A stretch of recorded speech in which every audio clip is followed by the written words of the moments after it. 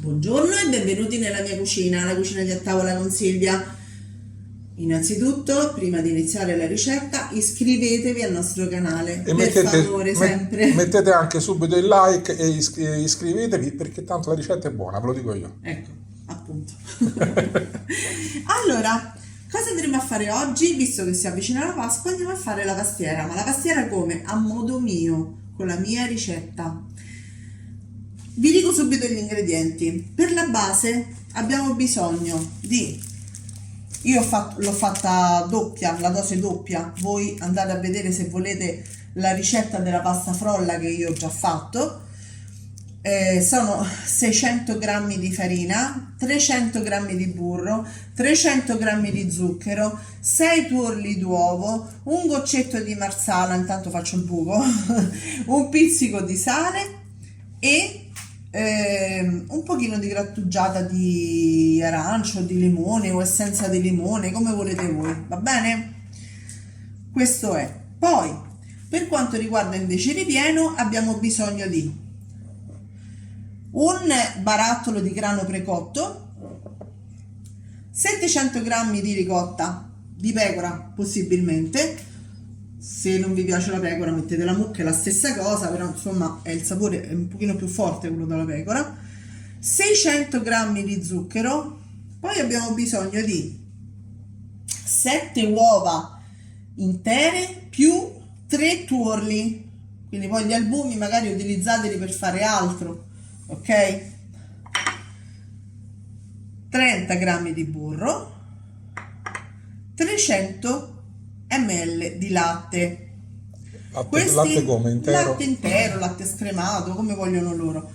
La fiala di arancio, di fiori d'arancio e un pochino di essenza di limone. Questo è quello che metto io, poi voi potete mettere quello che volete. Dopo metterò anche una grattugiata di arancio, proprio l'arancio che ora sta sotto acqua e bicarbonato, perché non essendo un arancio non trattato, io prima lo pulisco ben bene e poi dopo lo gratto dentro, va bene? Ne farò credo 3, ne usciranno di circa 20 cm di diametro e quindi prendete gli stampi da 20 cm più o meno e metterò in 2 i canditi all'arancia. Ragazzi, devo fare diversificazioni qua perché sennò io ho preso questi che sono fatti homemade e sono fantastici, quindi tocca farli tutti a quadratini. Se non vi piacciono potete non metterli, come tanti mettono anche la crema pasticcera dentro al ripieno della pastiera, però non è per forza che dovete metterla, insomma, nel senso ognuno ha la sua ricetta, va bene? Detto questo, io vado a mettere il grano, prima lo vado a scolare, dentro alla pentola insieme al latte e insieme a qualche goccina di essenza di limone e al burro. Quindi ci vediamo tra un attimo sui fornelli. Eccoci qua, siamo sul fuoco, abbiamo messo, come vi dicevo, il latte, il burro, il grano, tutto il barattolo e qualche goccina di essenza di limone e un pochino di fialetta di fiori d'arancio. Bene?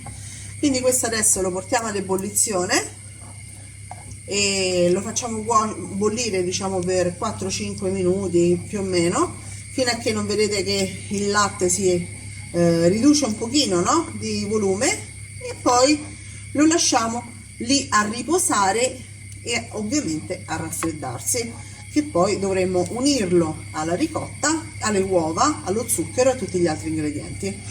Quindi ci rivediamo tra, penso, un'oretta almeno. Allora, eccoci qua, il grano è pronto, quindi dobbiamo aggiungere tutti quanti gli ingredienti dentro una ciotola per il ripieno. Come vedete la pasta frolla è già pronta e quindi non c'è bisogno di prepararla. Allora, iniziamo, mettiamo tutto il grano.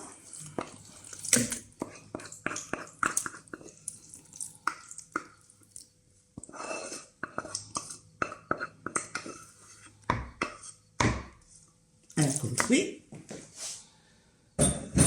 mettiamo la buccia grattugiata del melone, perché questo non è un'arancia, è un melone. Un arancione. Un arancione.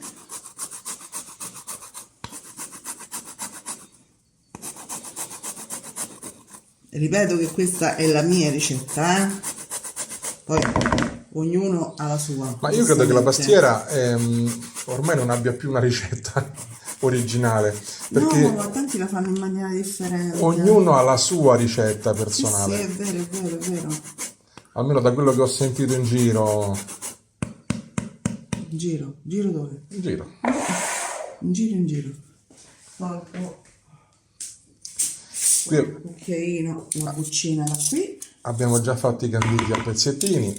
Abbiamo io, perché tu manco li tocchi. Abbiamo, ormai siamo una squadra, quindi Fortissimi. Eccoli qua. Li mettiamo dentro.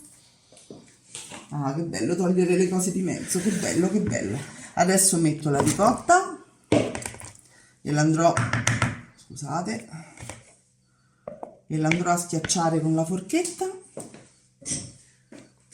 Potete farlo anche prima se volete, però è la stessa cosa, perché comunque... quindi comunque tutti quanti gli ingredienti andiamo a mettere? Sì, sì, sbattiamo le uova con lo zucchero e le andiamo ad inserire. Ok. E poi mettiamo anche la fialetta di fiori d'arancio, Quanta ne mettiamo? ma la metà di questa. Quindi saranno, che ne so, 4 cucchiai più o meno. Perfetto. E allora ci vediamo a impasto pronto. Ci vediamo in pasto pronto. Eccoci qua. Abbiamo fatto i fondi, li abbiamo bucherellati e adesso andiamo a mettere il ripieno. Credo anche che... Oh, madonna mia quanto pesa! Che avanzerà un pochino, quindi probabilmente dovrò fare altra pasta frolla. Ma vediamo. Perché l'ho fatto bello, bello ripienoso. Allora, prendo un mestolo. Eccolo qui. E una per una vado a riempire le mie pastiere. Queste sono leggermente svasate, ma se voi volete prendere quelle dritte, È meglio. beh, no, come volete, insomma. A me piacciono che vengono un po' svasate. Svasate c'è un po' così. Vanno fino al bordo, quindi Bellissimo. ok. Le riempiamo tutte o continuiamo a fare adesso? No, ne faccio una per una, così le posso mettere poi direttamente nel forno. Ovviamente tutti sapete che le strisce da mettere sopra la pastiera sono 7. come? Come mi sembra il centro storico di Napoli o comunque un quartiere di Napoli. Esattamente. Io però credo che in molti non lo sappiano. Perché mi sembra l'anno scorso ho visto la ricetta di una famosa, Sì. ma molto famosa, Famosissima. food blogger, Sì, food blogger, esattamente. che non ne ha fatti 7. No. E come gli ho commentato E poi lui capirà il selletta. questa cosa mi ha bloccato. Ma questa, ragazzi, forse è la più famosa. Vabbè, mo devi dire pure nome e cognome. No, Ok. no. E allora...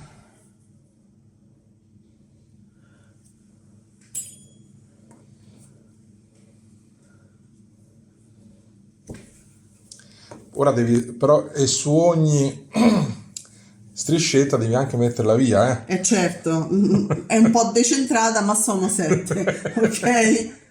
Va bene. Detto questo, forno già preriscaldato a 170 gradi ventilato per 1 ora e 20 minuti, 20-25 dipende dai forni, 1 ora e 20, 1 ora e 25 dipende dai forni, per essere precisa. Ci vediamo tra un'ora e mezza. E ci vediamo tra 1 ora e mezza.